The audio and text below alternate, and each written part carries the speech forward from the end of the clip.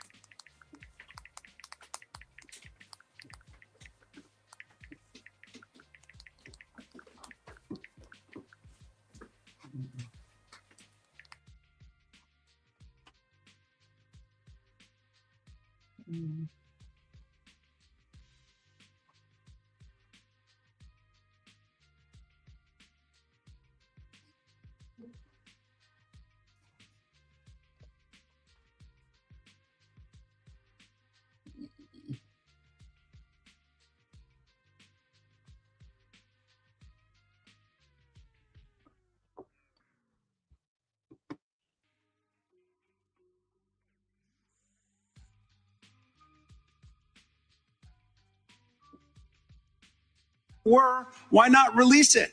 Just release all the duplicative stuff. In the half you did.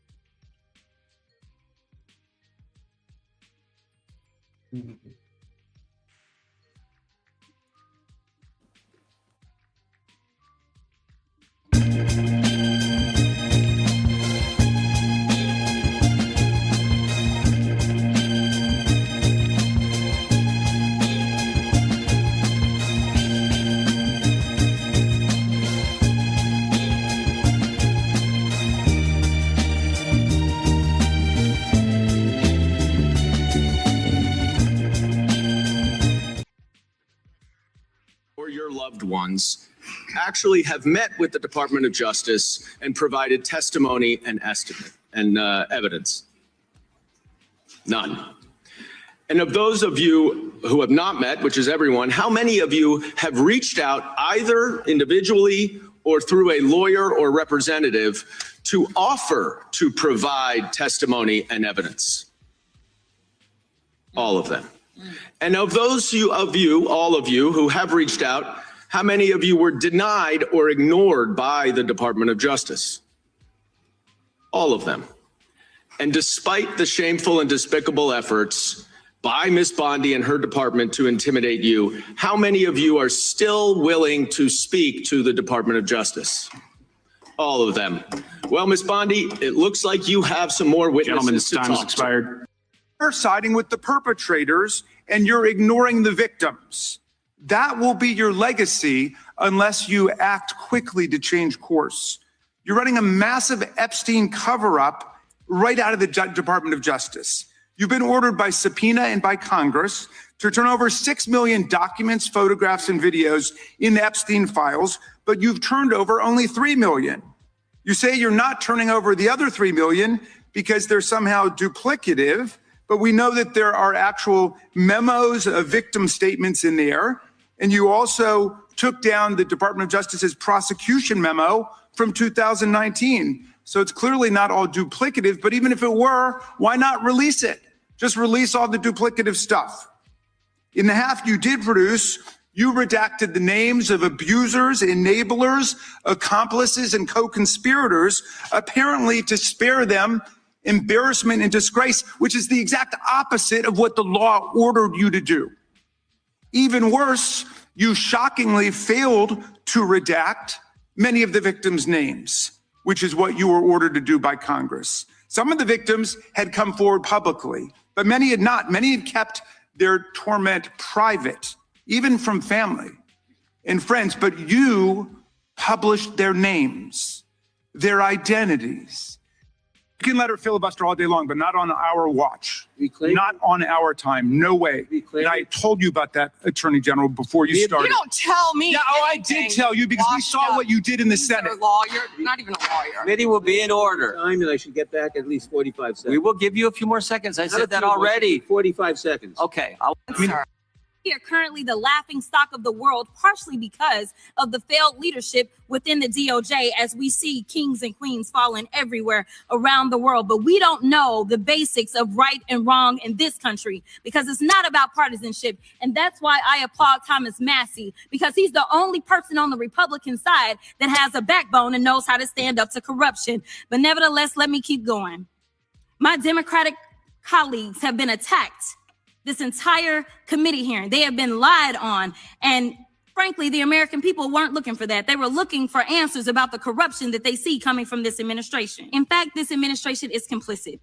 But there are numerous others, like how the DOJ is attempting to obstruct justice in the investigation of the rogue agents who have murdered American citizens, or how the DOJ seized voter data from Fulton County in an attempt to steal the 2026 midterm elections, or how federal agents have Tom Homan on tape accepting a bribe and your agency killed the investigation, or how your agency is ready to give the president a $230 million payday, which is unconstitutional. The Constitution is clear. The president shall not receive any payment except his salary while in office. The fact of the matter is that you will be remembered as one of the worst attorney generals in history. You made it here after hiding for 4 months from this committee.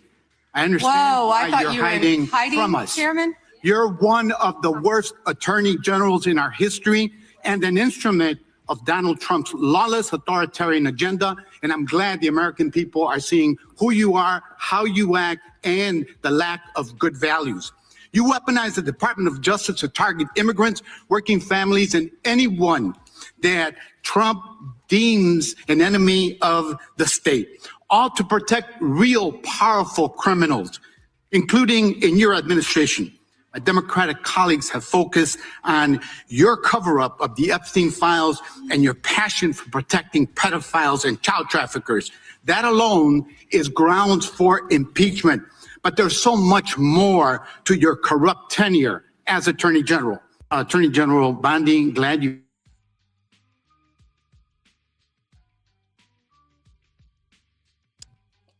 Just unmute yourself, darling.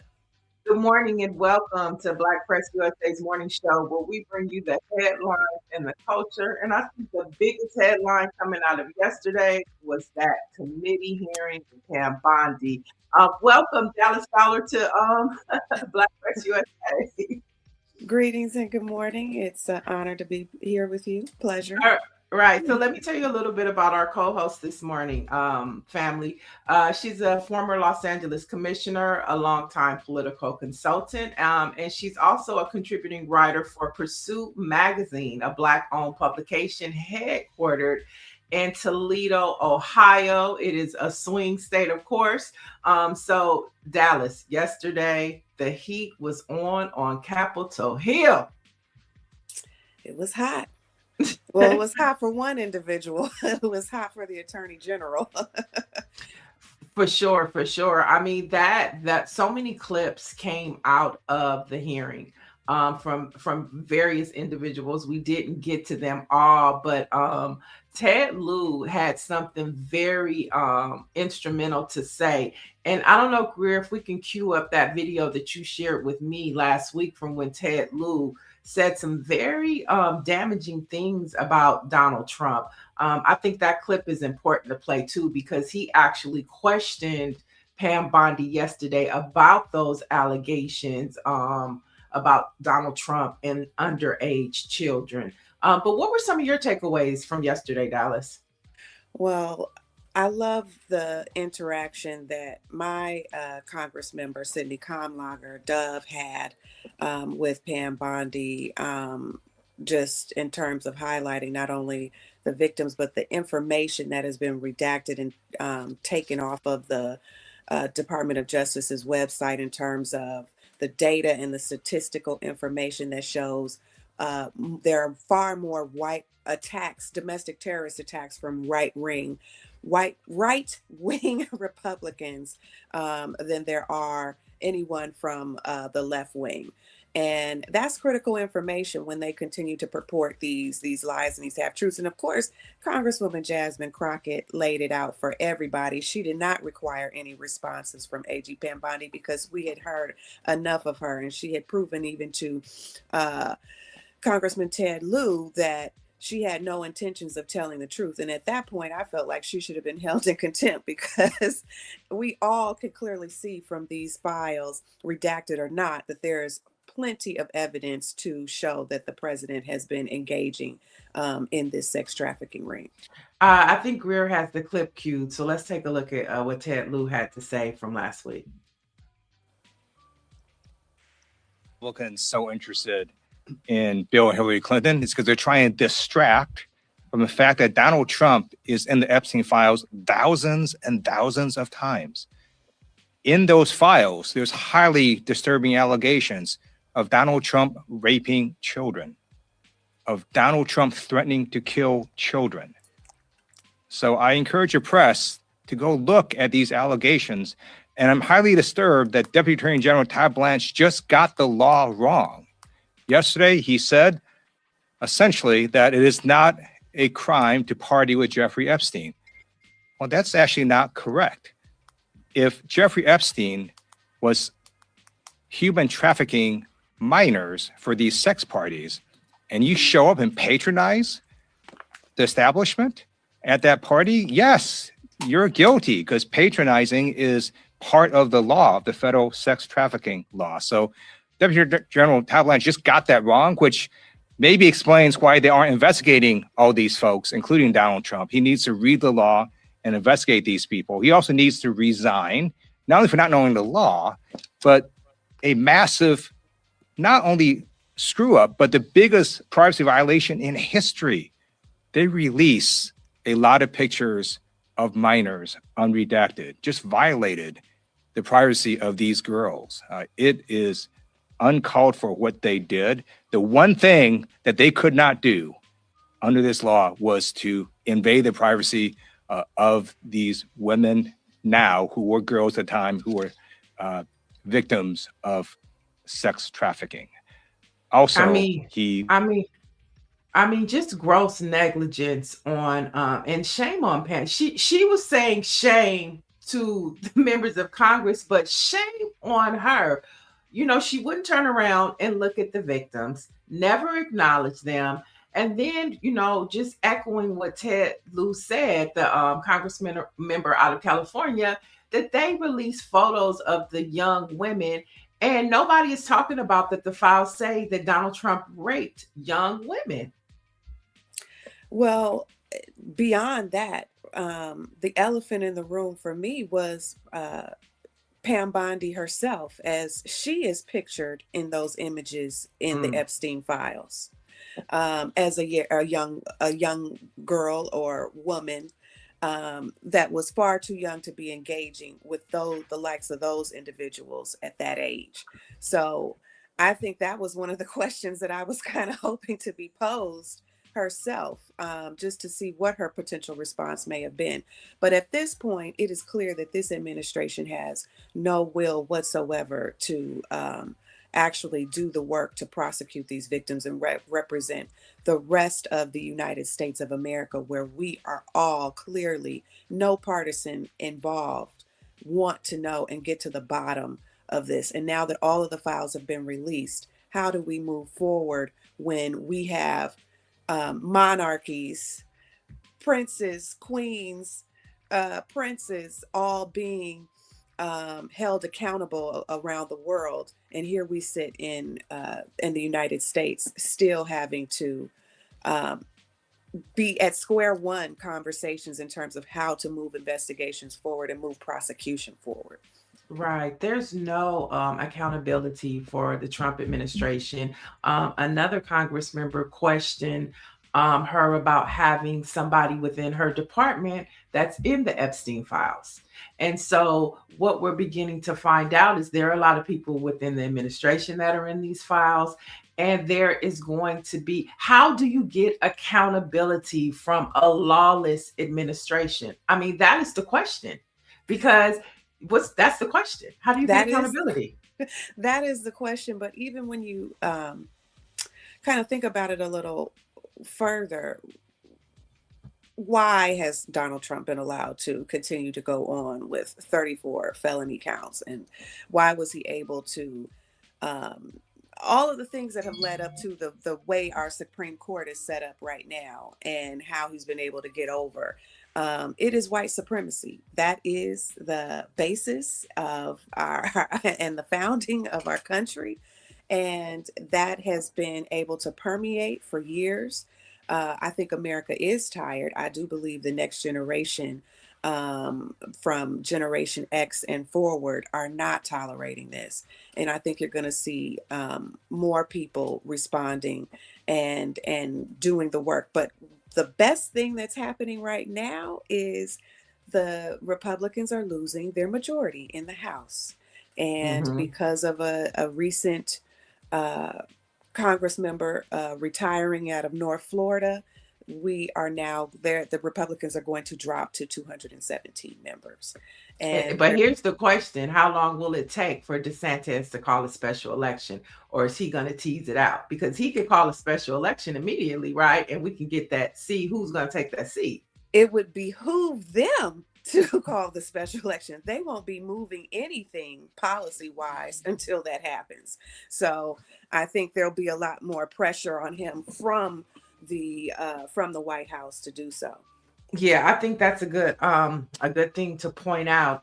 But it's just like so, and I think we might not see Bondi accountability, but it's important. I've always said, even though it seems like we have no power, these types of hearings and conversations for the American people to see how they're actually operating, putting them on the stand to answer questions. I think that a lot of American people are concerned after yesterday's testimony, because the lack of just empathy she had for those women behind her.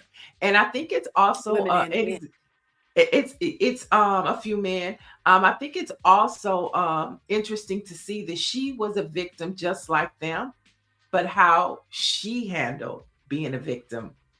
Where she doesn't want any accountability. She just wants to be still with the guy. So I served on a number of commissions in my time in the city of Los Angeles, but one of those commissions outside of public safety was the Commission on the Status of Women. We partnered with Homeland Security, and we worked on the human trafficking campaign. I did a lot of work around child sex trafficking. And so the Stockholm Syndrome is real, and we're seeing that now. And you see that where you have repeat offenders in trafficking, and they start initially as survivors. And we try to take a victims-based approach and make sure that we understand the psychology of what happens when you are repetitive and put in this process. And there's a lot of brainwashing that goes on. And I believe that AG Bondi is brainwashed. And she definitely looks like brainwashed. Right. She was like, they were, she said, have you seen the Dow? The Dow is down by, we're at 51%. I was like, girl. And they were laughing at her like, nobody asked you anything about that. We didn't ask about the economy, but if you want to talk about the economy, the stock market has crashed twice since the president has been in office. Since his first year in office, the stock market has crashed twice. And that's both markets, the crypto markets, the Dow, it doesn't matter. So how do you explain that, AG Bondi? That wasn't even the question at all. And then back to my rep Conlager, when she asked her all of her questioning, her response was about Culver City and how Culver City is a part of her district. Well, just for everyone who is not in the Los Angeles area, Culver City does not have a crime problem. Crime is down there as well. So there was no need for her to be asked. Yeah, but I think that's the ignorance of her, because when our Congress member Sidney Kamlager was talking about put the data back up about white supremacy, she referred to Culver City, but that just shows you how uninformed they are. Because if she really wanted to stick it to Sidney and talk about, if you're talking about crime, I hate to say it, but, say the Crenshaw district or Leimert Park, or, go for the jugular. But for you to go for Culver City, it's like, girl, you don't even know her district because you're picking your voters. You're calling your voters. Right. So clearly, and even in South Central, even the South Central part of Sydney's district, the crime is down. So her whole agenda clearly, and by her staff, was with these prepared cue cards that she had on every member so she could have some type of irrelevant comeback that had absolutely nothing to do with the topic at hand, which of course, I won't say the ranking member, but it's not the ranking member, it's the majority member leader of that particular committee is allowing her to do that. But he found it quite comical. He found it, and the thing is, he was laughing at her too, like giggling. He thought it was cute what was happening. But you brought up white supremacy, and I think that pedophilia goes along with white supremacy. Taking advantage of women goes along with white supremacy. So it's not just, hate crimes, it's gross crimes too. And it's all connected to white men in power. That's what it's summing up to look like. It's coming around to the preservation of white supremacy. I mean, that is all this is boiled down to at the end of it. But when we really look further, I know that there are a lot of people that are watching this and saying, well, what do we do? How do we get out of this? And of course, it's always showing up to the polls, and be ready, get your community ready. But then it's going to have to go further. We have to it's going to be time for people to march and be at that Capitol and be in front of that White House to say enough is enough. And see, what I know a lot of Black people have been like, hey, we voted in 2024. Good luck to the rest of y'all. We're sitting this out. But to those folks that are at home, there are still some things that we can do to share and help other people that are out doing this critical work. So if you're going to stay at home, send a few dollars to the organizations and the candidates that are doing the work to get this out. But we're just in a very special predicament in our country. At the 250 year, you see the crumbling of this institution, which it doesn't have to be that. It doesn't have to be where we are. And I just see that if you want to really incite this change, it's going to take not just only the Black press, but it's also going to take Black people and Black bodies raising their voices. That's right. And so I think this is a good way to tease our first guest is in. But before we get to it, the chat is chiming in, Dallas. Oh. Let's get some of these comments. David Youngblood is saying good morning. Miss Sexy is saying good morning from Maryland. And then we have Babes492 is saying, why are Black people still having faith in either party? They both have lied to us for decades. Airfo is saying Pam wouldn't apologize. Orange G is saying as long as Bondi says Trump is the best president that the U.S. has ever had, she isn't going anywhere. She doesn't care about victims or survivors. David Youngblood is saying all of them will have to answer long after Trump is gone. And so the chat is chatting, but you were talking about elections and I do see one question in here about us being from Los Angeles and why isn't the LAPD investigating the murder of Keith Porter? Can your local DA or state AG charge as killer? That is an excellent question, and I just want to quickly answer that. And thank you, who asked it. Orange 96. Thank you for asking that. I just want to come back and say, if you can see, I've got an image here of Keith Porter behind me. I attended the press conference with Ben Crump and Melina Abdullah and Najee Ali. That was at KBLA Tavis Smiley's radio station, right? No, I think it was at no, this was at Second Call Oh, got it. Okay. But we had that event, and the press conference was to call on the Attorney General here, Rob Bonta, to investigate. They are moving it up the chain since there seems to be a lack of engagement from our police here, as well as the Los Angeles District Attorney. So the question has reached the Attorney General's desk, and I do believe that the Attorney General that we have will do the work to investigate this.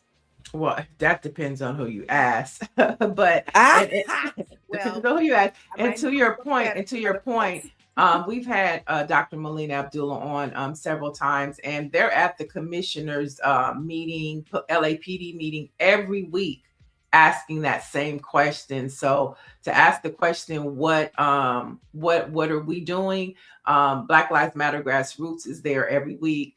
The press conference last week. So the people are pursuing justice when justice is moving slow here in LA. That's for sure. We have another comment. I see you have the figurine of Tim Walsh. You must be into stealing. Darling, that is Bernie Sanders. I was a delegate for Bernie Sanders in 2016 and 2020 to the Democratic National Convention. That is not Tim Walsh. But we got love for Walls, okay? Let's be clear too. Yeah, all right. He all right. Oh, she all right. She might agree. Yeah. All right. Let's bring in, since we're talking politics and elections, let's bring in our first guest. He's a former state senator of California, and he's also running for insurance commissioner here in California. Let's welcome Stephen Bradford. Good morning, ladies. How are you guys doing? Good. Thanks for joining us. Thank you for having me. All right. Let's get straight to it. You recently shifted your campaign from lieutenant governor to insurance commissioner. With California facing a massive crisis where insurers are fleeing the state and rates are skyrocketing for Black homeowners, why is this office the right battlefield for right now? Well, just what you stated, they need a warrior here. And I was recruited to do this. As you stated, 8 months ago, I was a candidate for lieutenant governor. But over the last 2.5 years, people were coming to me saying, Steve, at this time, we think your skill set is better utilized as insurance commissioner. And I was honest in saying, why would I want to do that? It's the toughest job in the state of California, and all you're going to do is get criticized. And it says, but we need someone like you who's been pragmatic, who's had an open door policy for 26 years as an elected official, who has a record of bringing people together. And after a whole lot of talk, a whole lot of prayer on my part, 8 months ago, I decided I would move forward with this. I'm honored that people feel that I have the discipline and the track record to be able to do this. Labor has supported me. Many of our big city mayors have asked me to do this and have supported me. Even some of my colleagues in the legislature have also asked me to do it. But most importantly, everyday working people have asked me to get involved in this race and run for insurance commissioner. And they know I'll show up and work hard like I've done for the last 26 years. So I'm entering this with my eyes wide open, but after understanding that we're at a critical time when you talk about insurance, but not just insurance. Many businesses are leaving California, and we need to start looking ourselves in the mirror and asking, why are they leaving the largest economy, fourth largest economy, I should say, in the world at this time? And it has to do a lot with some of the policies that we have already put in place. And I'll be the first to admit that I was one of those people saying, hey, what's going on with insurance commissioner? Steve, this looks good. You should get over there. And he kind of at first was like, I was, I like I said, I've been elected for 26 years, and I was running for lieutenant governors really as a homage to my mentor, Mervyn Dimley, who had introduced me to this work. Again, when I was in college, I met him my senior year. I was a biology major with every intention of being a doctor. And this was not in my future as I saw it. But he encouraged me not to run for office, but get involved in my community. So here I am doing that, and this is the work. I'm doing it for the work. It's never been about Steve Bradford. It's been about the work. So you need somebody who's going to show up and do the work. So I'm excited about the opportunity to do so. David Youngblood says, Stephen is my former colleague. Good morning. So David Youngblood is giving you a good morning, Steve. Good morning, David. Greetings, David. All right, I got the next question here. So the last session of your term in the legislature, your landmark SB 1050, which was compensating for stolen land, you had a couple of reparations bills that came forward, as well as SB 1403, creating the Freedmen Affairs Agency, which both ultimately were vetoed, and one was vetoed and one was pulled by the Congressional Black Caucus, Legislative Black Caucus in California. And how do we keep the momentum? I know there's been another bill that was put forward that was fairly similar, and it did pass. But what's your take on some of the bills that have come forward in the last session, and how do we keep the momentum for moving these bills forward? Well, as the old saying, you should strike when the iron's hot. We were in perfect position a year and a half ago to deliver what the folks of California, as well as the nation, thought was needed for reparations.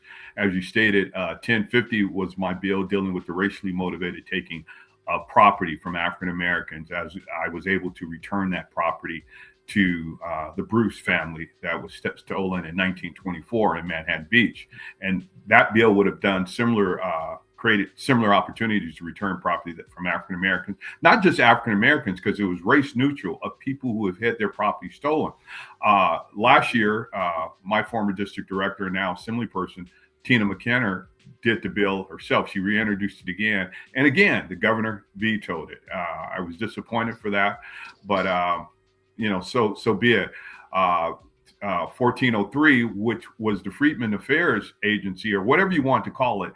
I served 2 years on the Reparations Task Force. And one of the things I was clear in those 2 years is that if it's not in the budget, it doesn't exist. I was able to get $12 million for reparations, even though that's a drop in the bucket, but it was a starting point.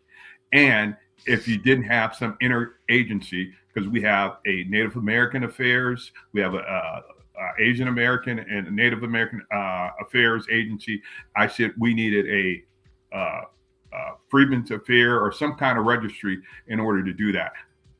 My bill didn't move, 1403 didn't move, because I didn't take the governor's amendments, because the governor's amendments turned it into really a study. It turned it over to the CSUs, which I truly support, but we'd already done that work. So it didn't create the real agency that we needed.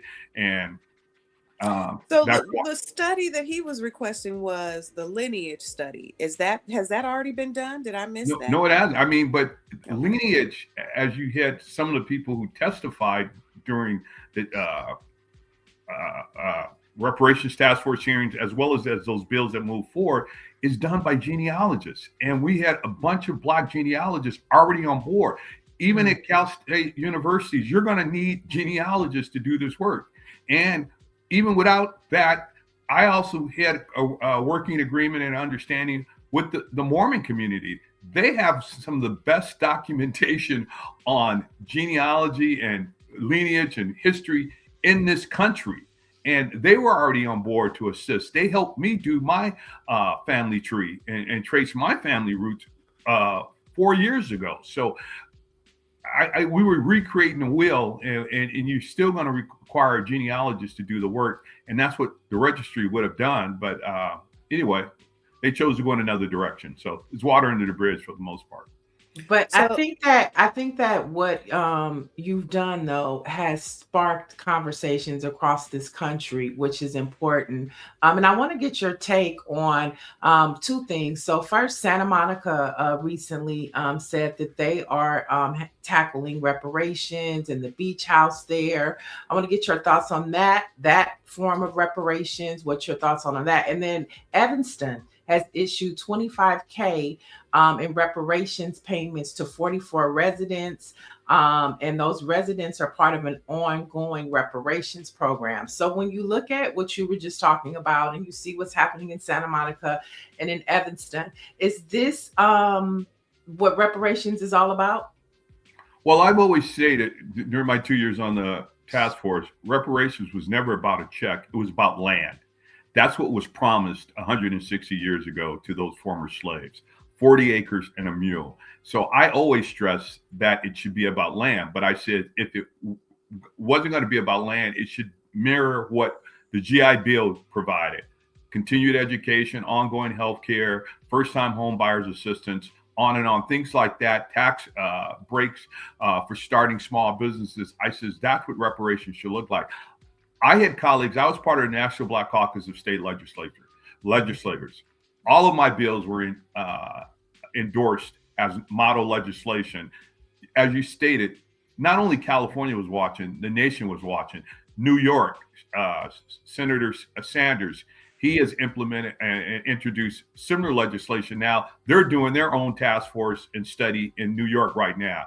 In Illinois, they did the same thing. In Oklahoma, they were all following California 2 years ago.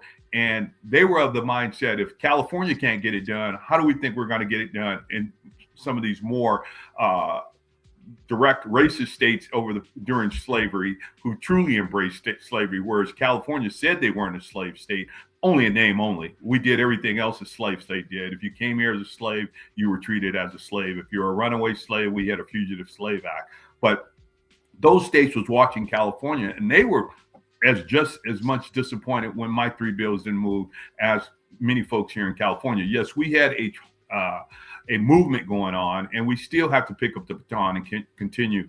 Like I say, Senator James Sanders in New York is continuing on right now with their study and trying to define what reparations look like. But Evanston, what they're doing in providing checks, I commend them. But I say that the minimum check, if it's going to be about money, should be $370,000, because that's the wealth gap between Black families and white Americans. So that should be the floor. Not Wait, let me write that down. You said 370,000. That's the floor. Okay. Yes, that's the floor. Chad, did y'all get that? Write that number down. So when you go to your reparations hearings in your community, you know what your base is. Yeah. Go ahead, Dallas. Yeah, I love what's happening in Evanston, Illinois.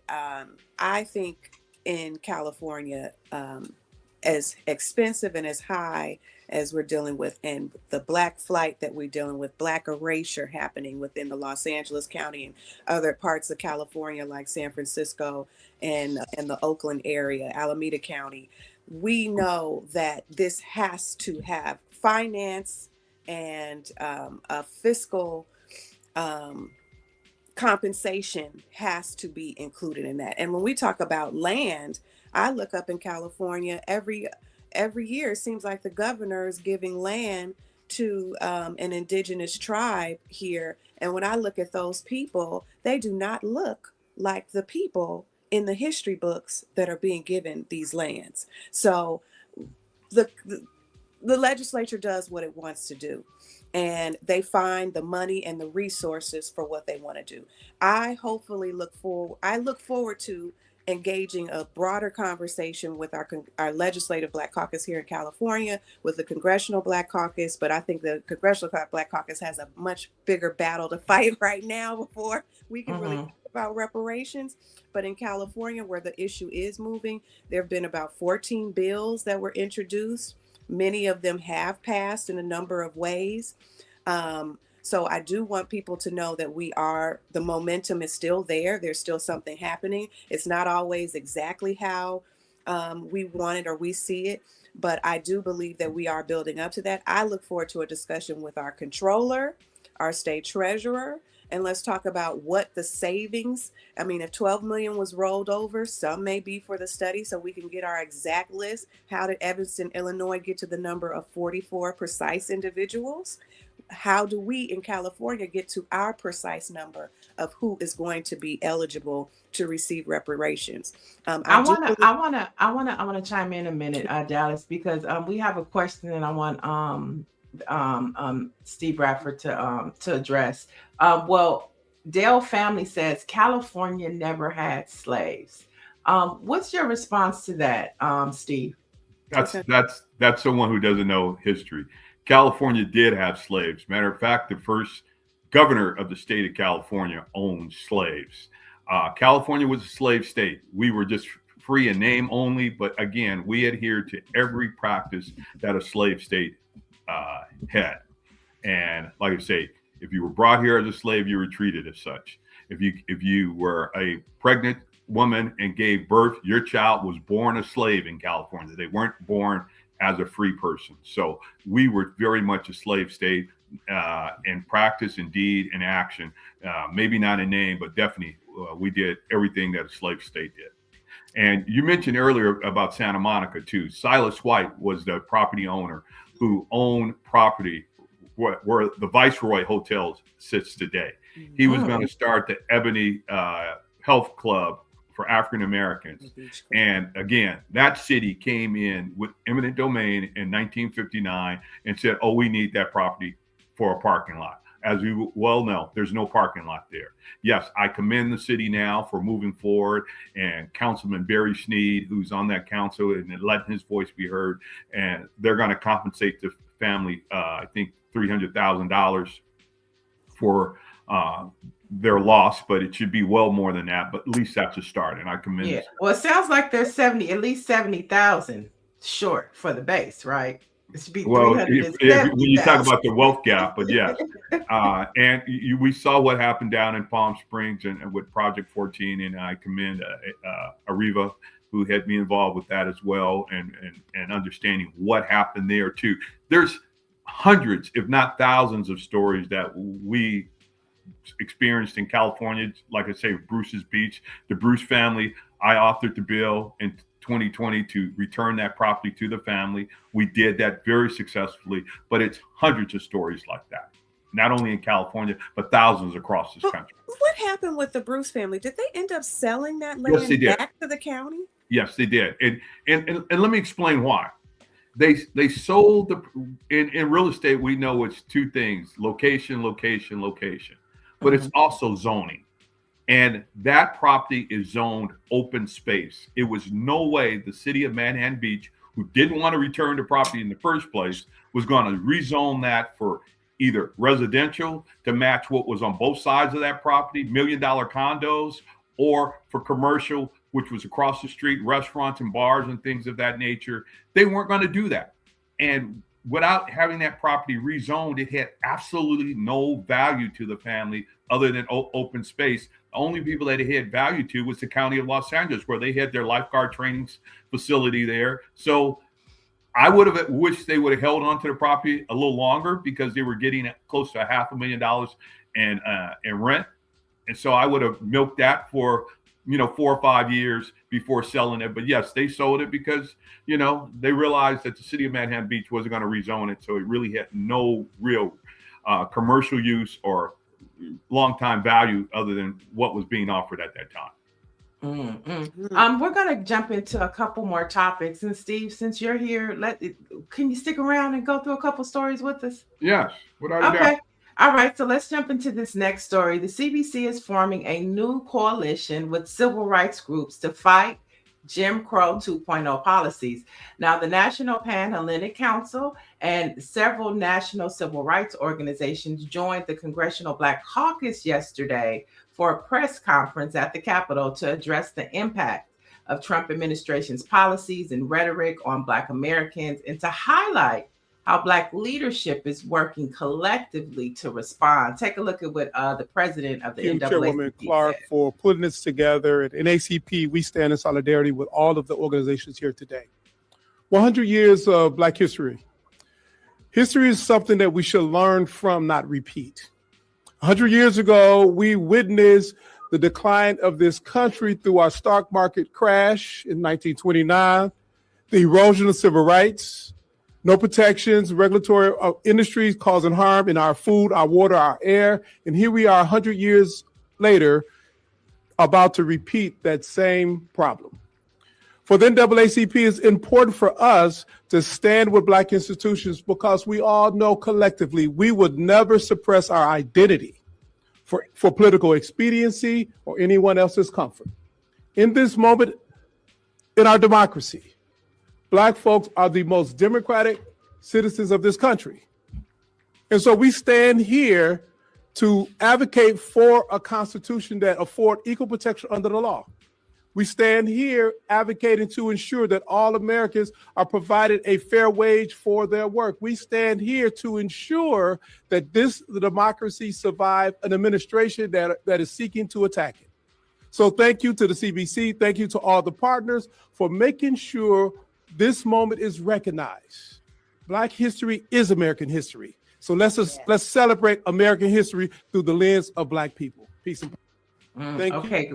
Of course, that was Derrick Johnson, national president of the NAACP, and later House Minority Leader Hakeem Jeffries and Congressional Black Caucus Chair Yvette Clarke spoke as they held this press conference and convened of course, the sororities and fraternities of Black organizations. I know, Steve, you're a member of Phi Beta Sigma, correct?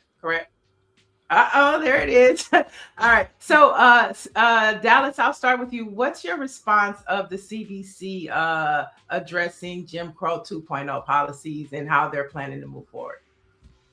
I think it's the most important, pivotal thing that we could be doing right now, particularly with the state of the Congress and how we're kind of just battling it out right now for control. And when you look at voting rights, I mean, these voter laws that they're trying to implement, which will make it very difficult for women to vote. Anyone who's ever been married, anyone who doesn't have readily accessible their birth certificate and all of those things, it is unconscionable the direction that we are going in this country. And the caucus has to do everything possible to lay out the case for why this is unfair. But I do believe most people in this country don't like unfairness, whether they vote or not. Right. And Steve, I think you are the perfect person because we know that all politics are local, and really states and local leadership is really what's holding the line, especially in blue states. But when we see what's happening and what they're saying from the CBC on a federal level, how do state legislators play into this, to this fighting Jim Crow 2.0? What is the role of a state legislature when we hear this type of conversation? To be out front and be progressive and be, let their voices be heard. We have to do this in unison. We shouldn't be surprised what's happening in this country right now. What we see right now is who America has always been. America has always been a racist country who has always suppressed minorities. This current administration has just pulled the lid off and let our true colors shine. So we need to push back. I mean, this is just as critical today in 2026 than it was in the 50s and the 60s in the heart of the civil rights movement. And many people always think the civil rights movement was just about Black folks. No, the reason why Dr. King was assassinated because he understood the war on poverty included everybody, and bringing civil rights. We have women's rights today because of the civil rights movement. We have gay rights today because of the civil rights movement. Dr. King was appealing to everyone, and America wasn't ready for that. And they're still not ready for that today. And so I commend the Congressional Black Caucus, the NAACP, all of our civil rights organizations, the Pan-Atlantic Council for the work that they're doing. It's often been said, there's stories that made America, and then it's stories that America has made up. This current administration wants to tell the stories that America has made up, because if you look at the stories that have made America, they're trying to erase that. This country was built on the backs of our indigenous people, our Black individuals, our Latinos, but they want to make it seem like white America did this all by themselves. That's the farthest thing from the truth. So we as local and state legislators, we also need to know this truth and tell the truth and let our voices be heard in a very collective and collaborative way. Okay, so we're looking at the midterms coming up. We see the Trump administration taking voter files out of Fulton County. We hear conversations about Trump wanting to nationalize elections. We saw Steve Bannon saying that ICE or federal agents will be at polling places. And then yesterday, we see that the House passed the SAVE Act, which they're saying safeguards American voter eligibility. But we know that this is, going to be voter suppression. Now, while it's framed as a bill to prevent non-citizens from voting, its proof of citizenship requirements create a massive hidden hurdle for millions of legal Americans, and particularly women. Now, under this law, if a woman goes to register and her current ID, Jane Smith, doesn't match her birth certificate, Jane Doe, she could be required to provide a paper trail of marriage licenses or divorce decrees in person to prove her identity. And we know the list goes on, and it's all about the devil in the detail with this policy that they've just passed. When we look at the state of California, or we look at blue states, how can this passage, if it passes the Senate and everything, can this hurt, blue states or California? I mean, it could hurt all of America, but what we're doing in California is pushing back against this, crazy administration's going on right now. This is as regressive as it's been, I should say. When you talk about proof, California and America as a whole runs the safest, fairest elections in the world. It's no doubt about it. We do not have election fraud in this country.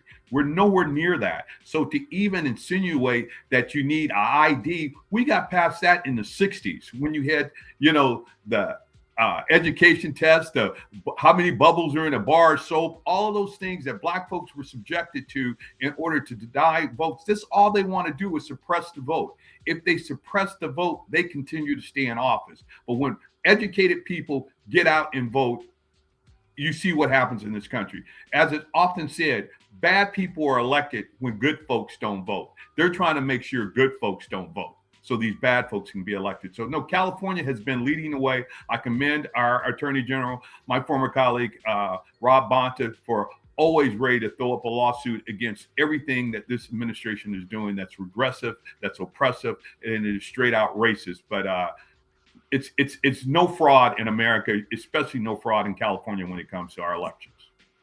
Dallas. I would just add, because while California native, I attended Florida Agricultural and Mechanical University. So I spent 4.5 years in Tallahassee, Florida, and where my very first national election vote was in 2000 in Florida. And if anybody can remember what happened in 2000, we had a presidential election and it all came down to Florida that night. And it was very systematic how they went about ensuring that there were no polls on the HBCU campuses. There was very limited access. There are voter ID laws. I had a voter ID card.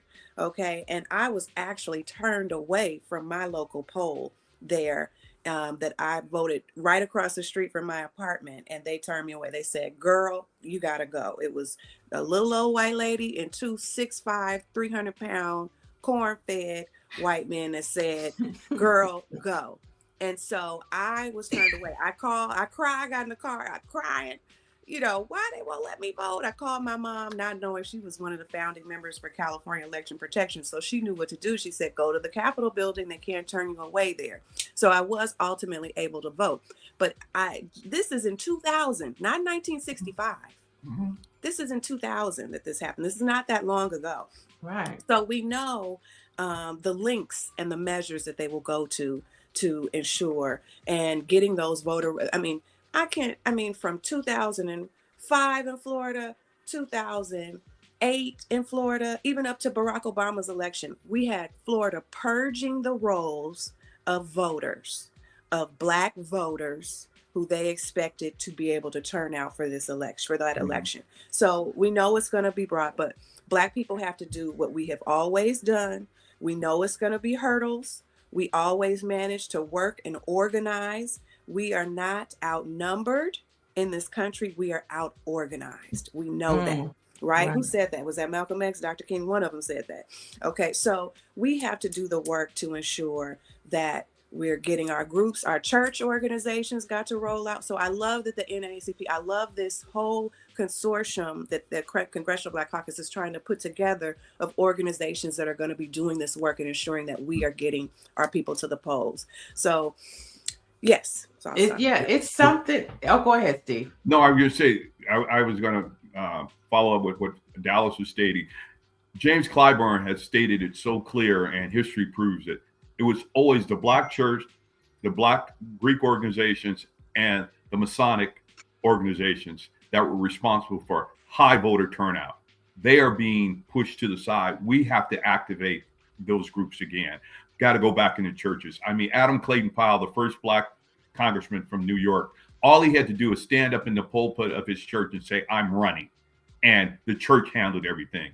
That has been our base, and we need to go back to that as well, because we've slowed down there. Right. And we have to find new bases too, because but that's the foundation. Expand upon that, because our churches, our fraternities, and our Masonic organizations were out in the community, making sure that we knew who to vote for, when to vote, all those things. And it's not as progressive. I mean, when people talk about Blacks don't care about education, if you know the history of this country, there were more HBCUs at the beginning of the 20th century than any other university in this country. We always valued education, and look at those institutions today and all the folks that they've educated over the last 100 years. So no, it's the lies that they continue to tell. Right. And it's something about papers. I was, just a week or two ago, Christy Nomi was talking about make sure you have your papers. It's just something about this administration, and they want you to carry these papers around. Before I get to our poll, because that ties to our poll, but Mike V, Steve is asking, have any of your bills or legislative proposals been attacked by the administration or its movement yet, like PBI, predominantly Black institutions, for example? Well, yes and no. I mean, as my last year in the legislature, I passed Black serving institutions. That allows colleges and universities to have an enrollment of 10%, a minimum of 10% or 1,500 African-American students to apply for this designation and be granted. I'm now on that board that reviews the applications of these colleges. And it's about identifying these colleges and universities that are welcoming and accepting to African Americans. Right now, they're afraid that they can't get funding for this program, even though we didn't ask for funding when we stood it up. Matter of fact, today was supposed to be a board meeting. It got canceled at the last minute. That's why I'm able to do this with you this morning. But organization and like that are concerned that going forward, as we build out BSIs, that we will need funding, and this current administration will not fund projects like that. Calling it DEI. It's diversity, inclusion, and equity is what this country should be about, and it's always been about. And I call it JEDI: justice, equity, diversity, and inclusion. That's what we all need to be, is Jedi warriors. So yes, some of the legislation has been attacked from a standpoint of funding, but we still need to press ahead and making sure that it's implemented to the full extent.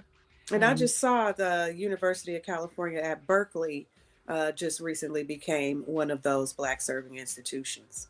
Nice. Well, I don't know if they've been confirmed yet, but yeah, we have Cal State. You might be. I'm not saying I got my eyes on everything, but I know Dominguez Hills, Sac State, Compton College, even El Camino has applied for it. So we're excited about that. It was adopted by the National Black Caucus of State Legislatures as model legislation. Their first concern was, there's a threat to HBCUs. I says, no, we're not trying to compete with HBCUs, but we got to understand there's a lot of young students or whoever who can't afford to go to a HBCU or don't want to go to college outside the state of California. So we want to give them that wraparound good feeling that you got, Dallas, when you went to a historically Black college. And if I had a redo in my life, I would have done that. My mother went to Prairie View, because the culture and awareness and education is far different at HBCU in our self-awareness than we do in any traditional university in this country.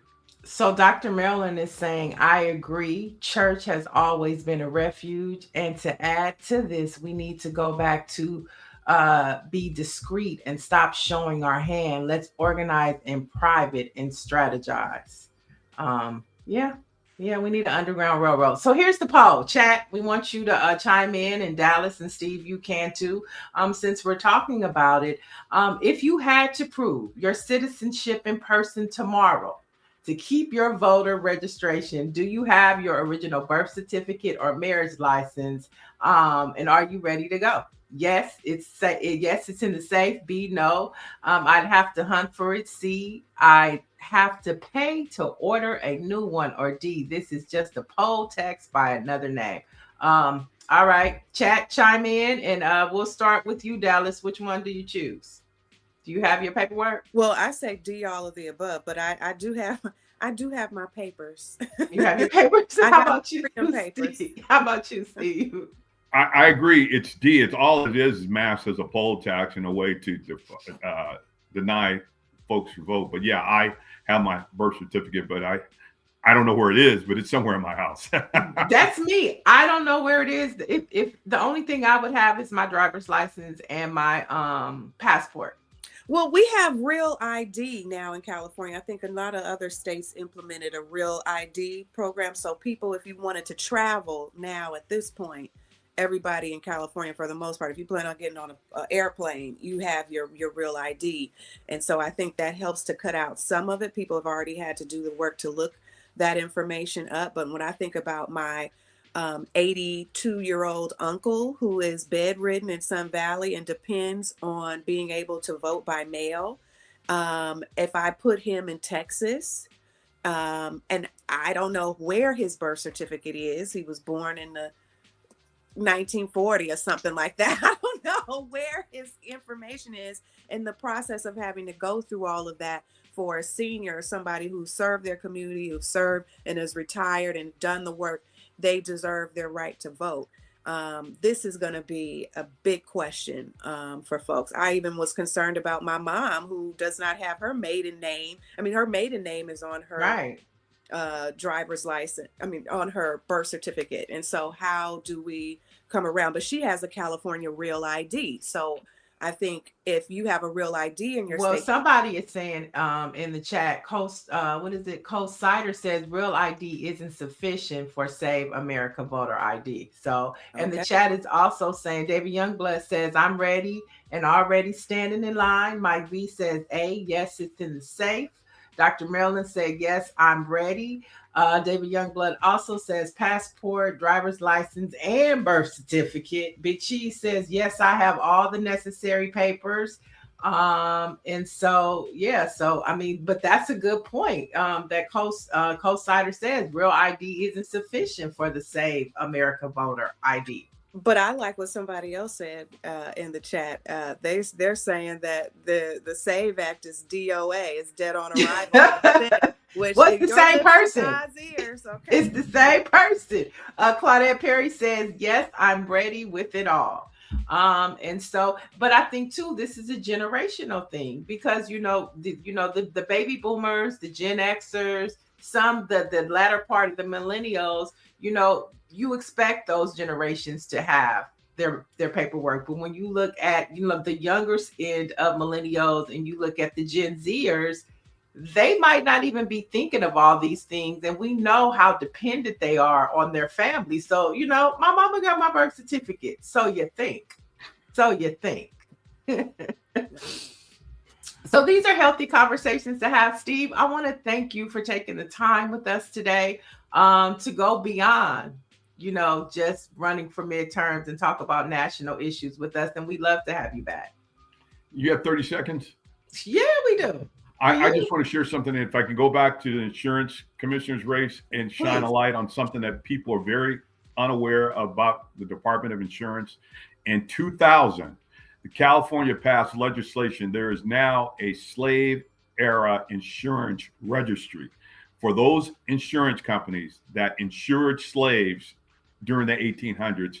They need to bring forth all of that documentation in order to help those former slaves or their ancestors with their genealogy, with any of the harm, and helping stand up reparations. As your next insurance commissioner, I'm going to make sure that that agency within the Department of Insurance is stood up. Very few people know that existed. It's been there now for 25 years, but has got very little attention. So that's another tool that we can have, because insurance companies were just as guilty as our mortgage companies and our banking in redlining and denying individuals the right to own homes, and understanding again that all those slave ships were insured. And the majority of those large plantations had insurance on their slaves.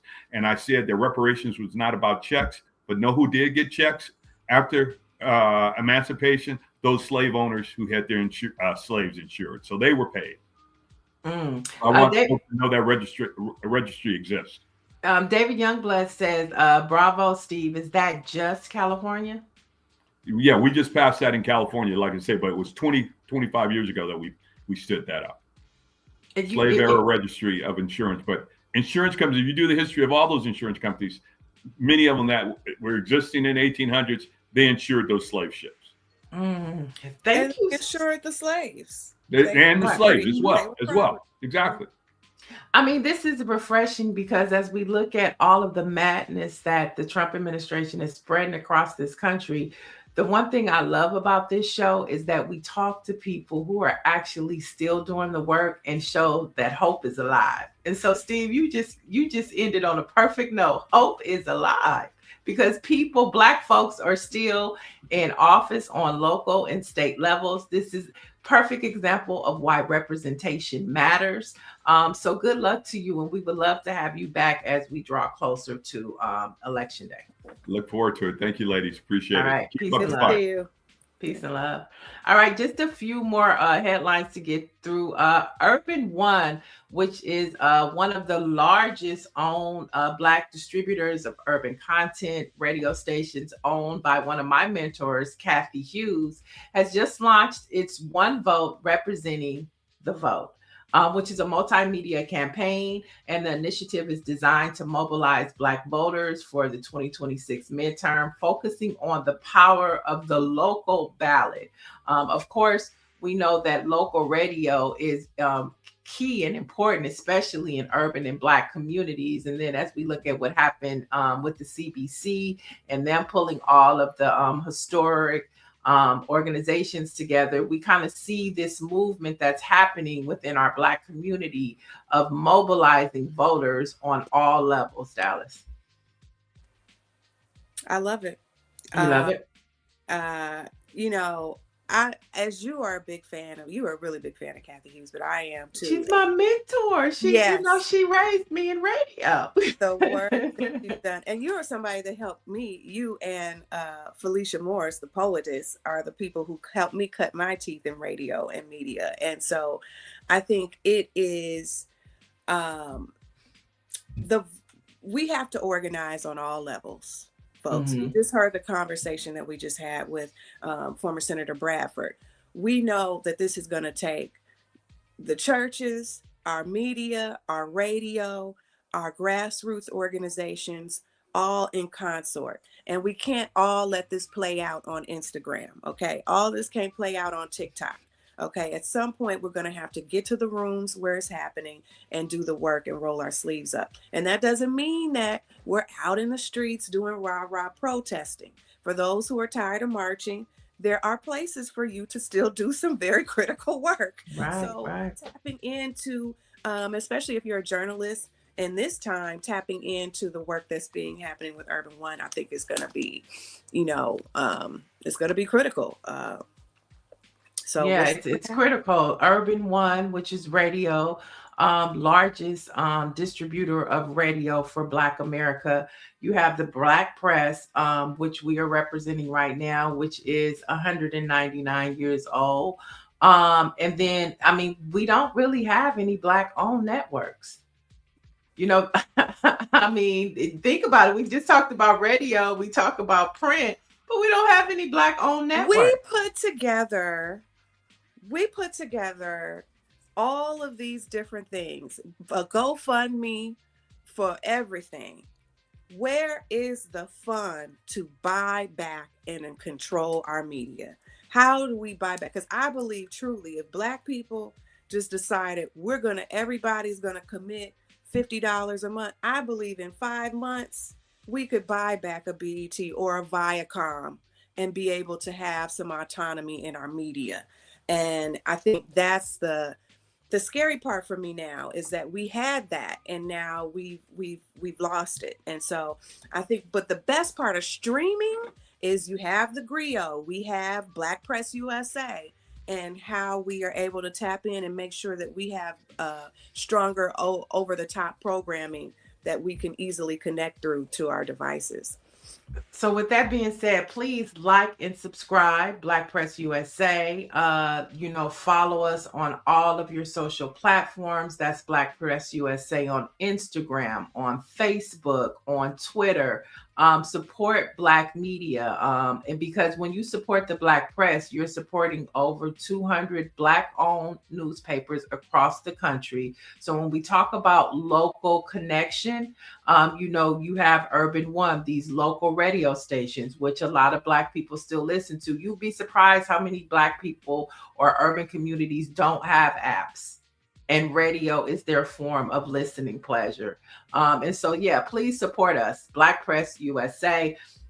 A couple more stories before we get out of here. One is from one of our affiliates with the Black Press, but this one right here is about what's happening this week and this weekend. The NBA All-Stars this weekend in Los Angeles. And Ludacris is set to headline on Saturday ahead of the dunk contest. Chloe Bailey will perform the Star Spangled Banner and lift every voice and sing at the NBA HBCU Classic, which is something new and that is growing and becoming more popular, which I think we're both excited about because you went to Florida A&M, I went to Grambling. And so to see these HBCUs represented on such a national level with the NBA, you see there's growth. Oh yeah, I'm excited. A lot of folks coming in town. I think there are a number of events happening. The Legends, NBA Legends is having a kickoff with the Retired Players Association. And they're going to be in my council district, in my neighborhood in Adams at the OK Player event. So you can go to the Retired Players Association. They are having an event in conjunction with my councilwoman Heather Hutt, the 10th council district. Oh, that's your councilwoman too. Okay. And she is the first Black woman to represent that district in the history of the city of Los Angeles. So I think it's great that she has found ways to tie them in. I never could imagine NBA All-Star. We've had a couple here in Los Angeles, but I could not imagine them having an event in community. That's a big deal. Also, the Jordan has a practice facility or some kind of Crenshaw, thing. at Crenshaw, right? And they're going to be taking over. Nike's taking over Crenshaw High School for the weekend. They're going to have all types of games and tournaments out there. Complex is doing something at the Art District. So I mean, LA is about to be on fire this weekend. And hopefully, ICE isn't lurking in the background, and that's sad that you have to think about these things now. Like, should I have my papers? At this point, Christy Nomi said, make sure you have your papers on you at all times. At this point in time in our society, that's where we are, unfortunately. That's where we are. It's funny, but it's not funny. Last story of the day before we wrap up. Where are we at? Oh yeah, so this next story comes from Black Press USA affiliate, the Atlanta Voice. Now, the world's largest serial killer exhibit makes its U.S. debut in Atlanta. So the 27,000 square foot immersive experience takes guests through the minds of notorious killers such as Ted Bundy, Jeffrey Dahmer, to lesser known killers such as Anthony Swole, known as the Cleveland Strangler, and Atlanta's Howard Belcher. Now, the stop in Atlanta marks the exhibition's U.S. debut and it's the largest edition. The exhibit features 150 killers from America, Europe, and Russia. So if you're into serial killers, you know, Atlanta has them for you. Very interesting, Atlanta. You know, that's an interesting way to document history, but the Atlanta child murders, I mean, there was a documentary on that. I was too young to understand what was happening when that was actually going on. But I think that's one of the few instances of like a Black serial killer that you hear about. So that'll be interesting to see. But I know what they're going to really exhibit, which is who the makeup of the typical serial killer is. And right. I know for me growing up, it was the Night Stalker. The Night Stalker was looming around out here, and I was like, "Whoa!" Yeah, it was so scary.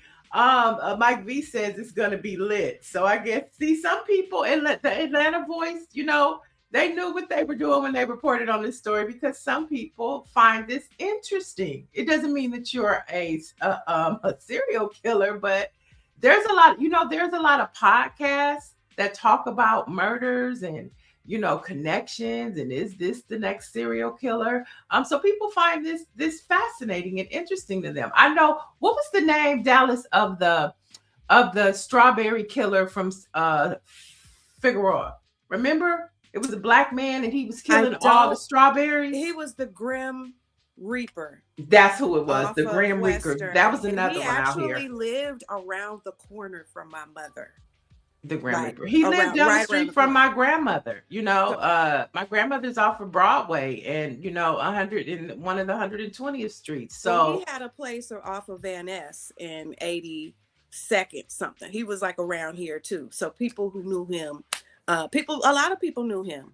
Yeah. You know, so it was one of those things. There he is, right there. There he is. The Grim Reaper. Mm-hmm. And what about the one that was shooting people out his trunk, and he had his son? DC Sniper. The DC Sniper. John Malvo was the son. I can't recall but you know, if you ever want to talk to the attorney who represented him, my good friend out of DC, he goes by Warrior Lawyer on social media. Oh gosh. He represented the DC Sniper. So there are there he is. Everybody deserves representation, no matter what, and he was the attorney that did that. So, all right, but to read more about this this presentation that's happening in Atlanta, this exhibition, you can head over to the Atlanta Voice, which is a Black Press USA paper, to learn more if you want to check it out. Before we get out of here, we have some Black facts. And on today, February 12th, 1909, the NAACP was officially founded in New York. The founding 60 members of the NAACP were prominent white descendants of abolitionists and African Americans, including W.E.B. Du Bois, Ida B. Wells, and Mary Churchill Terrell. So today we remember and we celebrate the NAACP as we start at the top of the show, hearing words from the current president, Derrick Johnson, as this organization continues to fight for the liberation of Black folks. I think they tried to play with Ida B. Wells a little bit on getting on that board as a founder. They always play with Black women. You know, we always, all my life, all our life, we had to fight. And the fight continues. All right, chat. We'll be back tomorrow. We have a real treat for you tomorrow. Al Reynolds will be here tomorrow, along with the designer that designed the Haiti uniforms for the U.S. Winter Olympics. Stella will be here along with Al Reynolds. And of course, Dallas will be back. So stick around as we continue to inform, inspire, and uplift Black culture right here at Black Press USA. Thanks, Dallas. Thank you for having me.